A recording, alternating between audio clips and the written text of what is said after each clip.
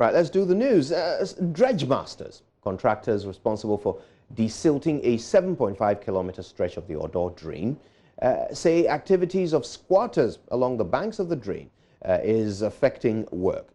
According to Operations Officer of Dredge Masters, Bernard Amu, the defiant occupants and squatters return to the buffer areas after they're evicted, and their activities pollute the drains even more. He's been giving some updates on the dredging exercise, which started in April.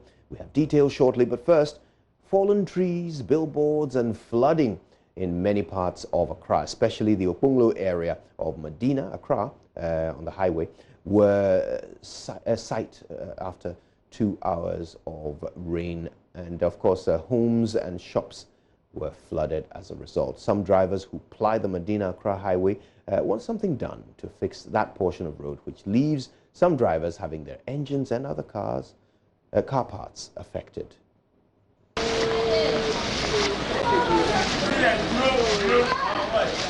Same story, just a different day.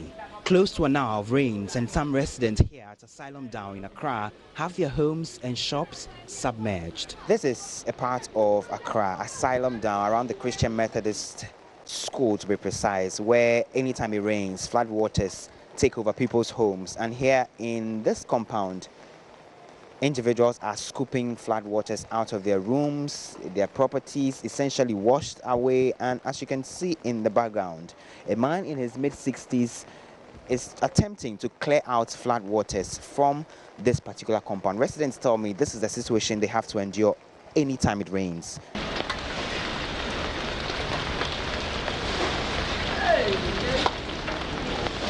As many as 10 homes along this stretch were affected.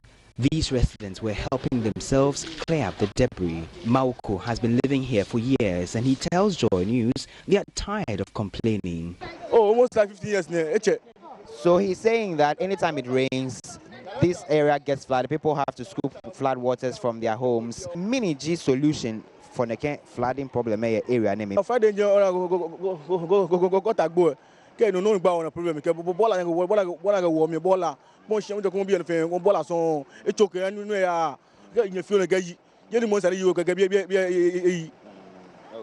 So he says the big drain is unable to accommodate all the flood waters anytime it rains, and that is why the water spills over and takes over people's homes and properties. On the Medina-Accra highway around the Shangri-La Hotel, a fallen tree held up traffic for several minutes. Meanwhile, the Okponglo area was also flooded as always. Vehicles had to slow down considerably to be able to drive through the flood. And this is not a pool or the beach side, but this is the middle of a road. And drivers say or complain that this situation has existed for several years, and efforts to get authorities to fix this particular problem have yielded zero results. And so you can see the vehicles. Whenever it rains, this is what vehicles have to go through. They wade through the floodwaters here, and sometimes it causes a lot of gridlock on this stretch. These drivers want something done about the situation here before the worst happens.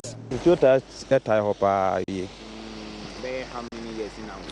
Oh, since I'm here, this area floods every time, and small vehicles are unable to go through.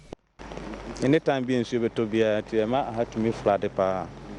Especially you see little cars, you say matters in the morning when they do around to me from. So I have saloon cars into me for 5 years. When they are also it's been more than 5 years, and sometimes the water gets into the engines of our cars. It's me broke 2 hours, 3 hours. Oh no, you didn't to me then. The reason why the floods here sometimes. Right, forgive that abrupt end to that story. Meanwhile, the residence of politician Hassan Ayariga in Hachu was also flooded. Hassan Ayariga, who inspected his fleet of cars after 2 hours of rainfall, said he found out that 9 of them could not start. And according to him, he has arranged for a mechanic to check his luxury fleet, which includes Land Cruisers, Porsche Panamera, and a Bentley.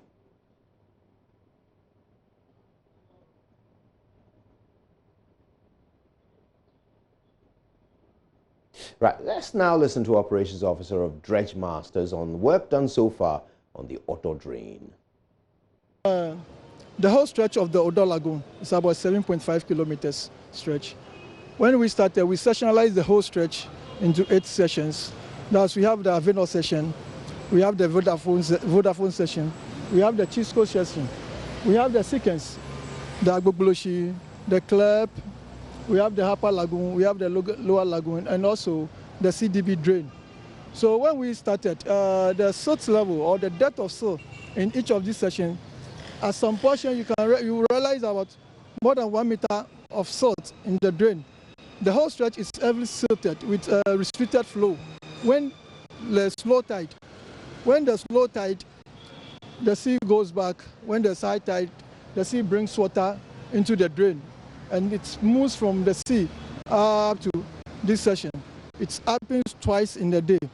So during low tide, the flow is very, very restricted. So when we started, we put 2 machines, 2 excavators at Aveno. We put one behind Vodafone, that's 1 short boom. We put 1 short boom here, and we also put 1 long boom and 1 water master. Water master is the one in the drain now. And from here, I can say, since we started 8th April, we've dredged about around 20,000 cubic meter of material from the drain. You can see from the banks of the drain, we've piled up, stockpile at the banks of the drain, which we've been cutting or we've been moving every night so that it will not affect traffic. So far. The work done so far, is that possibly the reason why the drain didn't overflow? Yeah, I would say yes. Because before, you see, when there's heavy silt in the drain, it reduces the capacity of the drain. But when you remove the silts are removed, it increases the capacity, the flow of the hydrological flow of the drain. So that was the main reason why the drain did not overflow. And how close are we to finishing, exhausting the entire 7.5? You see, our major aim is to prevent disaster and flooding. So that's our concentration now. So that's what we are concentrating on, to make sure that we prevent flooding. So that's what we are doing. Currently, we are working in the Odo from Aveno to the CDBD and into the Lower Lagoon. That's what we are working on now. Now, what would you have to tell residents or people, squatters and people around the banks who are notorious for dumping refuse in the drains, etc.? You see, it's a problem. It's something that we've been engaging them not to dump into the drain. And even before we started the project, the squatters along the banks of the drain have been removed about 3 occasions, but still they keep on coming. When you remove right now, you move away, they use the same structures that you demolish to erect another structure. To the Ashanti region next, where residents in the regional capital were hit by yet another flood following a downpour on Monday evening, just as they were winding up for the day. Now, areas such as Airport Roundabout, Angloga Junction, Dichemso, Bukrum, and Makum were all submerged after 2 hours of rain. Some pedestrians were trapped in floodwater as roads became impassable. Police busily redirecting traffic. Pedestrians, including children, are helpless. Most have no option but to remove their footwear in order to wade through the water. The rains, which started around 4 p.m., left Kumasi and Roga Junction stretch inaccessible. The drain, which holds up the overflow of the Abuabo River for the 2nd time in a year, has given up. The water is all over. We can't cross to the other side.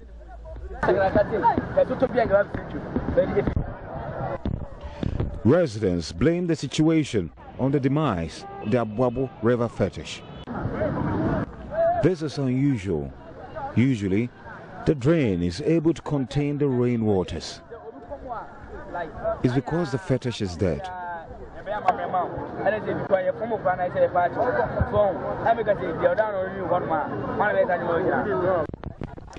Commercial activities in one of the busiest runabouts in the region have come to a halt. Fire personnel have come over to ensure safety of victims. Audu Mohammed is the Foiko Municipal NATMO Director.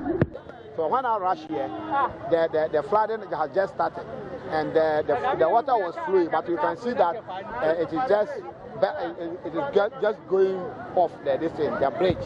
What it means is that later it will flood. So we started telling the people to leave there. We wanted to evacuate them from their side. But some people, some of them were reluctant. They don't want to come out because they think sooner the water will subsidize, so they come out. But the water is not subsidizing; it is rather increasing, and that is why we call the fire service. Usually, when it happens like that, we call the fire service. So when they come, they have the necessary tools so that we can evacuate the people when it gets wet. So that is what we are doing now. The fire service people are here. So now we will go inside there. So those who are trapped there, then we evacuate them outside. Authorities blame obstruction of water flow caused by sighting of a gas station near the bridge. As for the gas station, we have talked to the MP because they said they had a license. So we told them to hold the license. They shouldn't license them this year so that we can relocate them. So unless we go to them and see whether they have renewed their license or not. And even if they renew, there is a way we can relocate them. Reporting for JoyNews, Kwesi Deborah. Now, the Accra Regional Police Command has granted bail to two dancehall artists, Livingston Eche Satekla, a.k.a. Stoneboy, and Charles Niama Mensah, a.k.a. Shatta Wale, whose conduct almost marred the actually marred the just-ended Vodafone Ghana Music Awards. The police, in a press release, have condemned the disturbance and assured the public it will handle the case with the needed attention it deserves.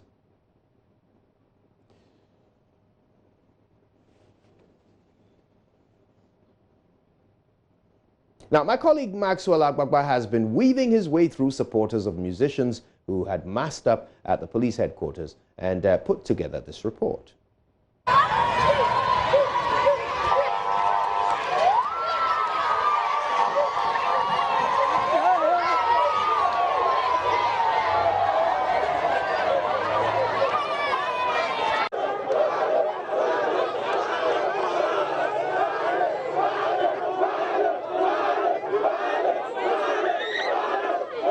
The police managed to keep the crowd at a distance, but just when dancehall musician Stoneboy was being escorted out, they were thrown into a frenzy.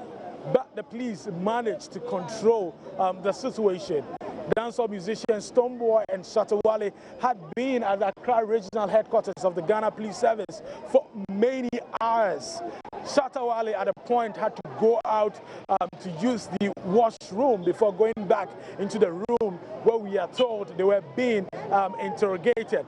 The two were kept in separate rooms. Earlier, Stoneboy was at the Dansoman police station where we saw him in the office of the crime officer of the Dansoman police station. There, he was being interrogated.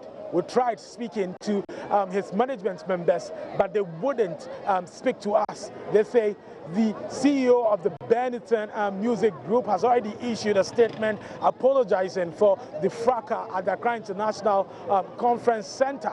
So they are not willing to speak to it. Police here at the Greater Accra headquarters of the Ghana Police Service are also tight-lipped. They are not willing to give us any information. Before Stoneboy was escorted out, Shatta Wale, also in the company of police officers, was also escorted out to an unknown location. There are assertions out there that the rivalry between the two musicians is good for the entertainment industry. There are others who say that it is not healthy competition. I've been finding out from the fans of Stoneboy and Shatta Wale what they make of the incidents that happened at the awards ceremony and whether these assertions are true. I'm Shatta fans. Okay. I love Shatta. Okay. I love the two them all. But yesterday the two happened. It's not from Ghana one piece. You understand me? Because that two guys always we young men. We love them. If they go some people, you are following them. So if this gets common award, somebody will remove pistol. It's not fair. You understand me? So they should talk to them. Now, another controversy emerging from the weekend's Ghana Music Awards is how dancehall artist Shatta Wale's I Know My Level song was adjudged Best Highlife Song of the Year.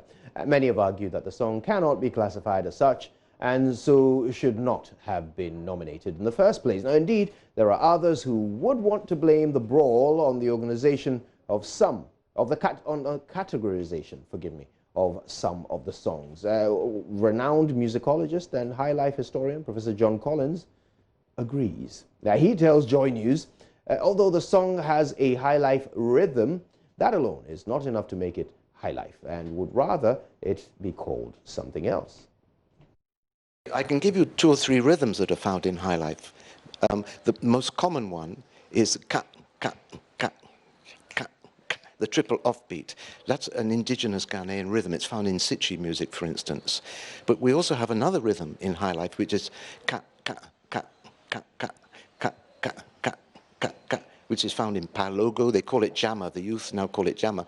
This one... you mean Panlogo? Yeah, the Panlogo type of rhythm, yeah. But it's also, the Palogo itself got that rhythm from Highlife. You know, Palogo was invented in the 1960s, and Highlife is 120 years old. So Palogo actually borrowed that rhythm from Highlife. There's also another rhythm that's also used in Highlife, which isn't in 4/4 time, it's in 6/8 time. So it's based on traditional polyrhythms, and it's this one, if I can maybe play it here. You know, it's based on the Adowa. Okay, this is the Adowa here. Let me see if I can play the Adowa with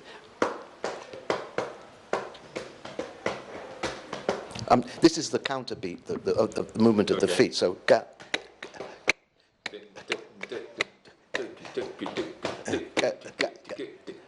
yeah. So you see, the moment you start going into the rhythms and the structure, there's a multiplicity of them. So I can put it this way, Highlife is quite complicated.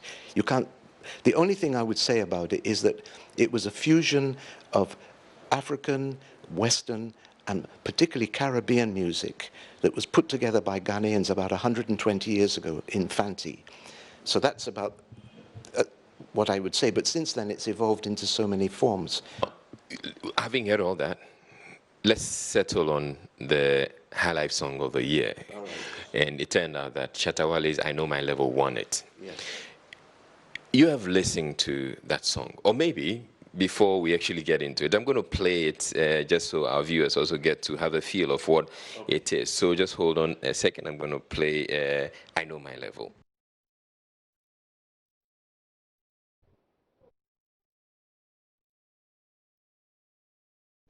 Right, and then Doomsaw happened. We'll bring you the rest of that report in due course. But Professor Collins made a ruling on that particular tune. We'll talk about it later. Right now, though, I believe that's the end of the news for this morning. We're back with the headlines and, of course, what's happening on the streets as traffic starts to build up in Accra. Stay where you are.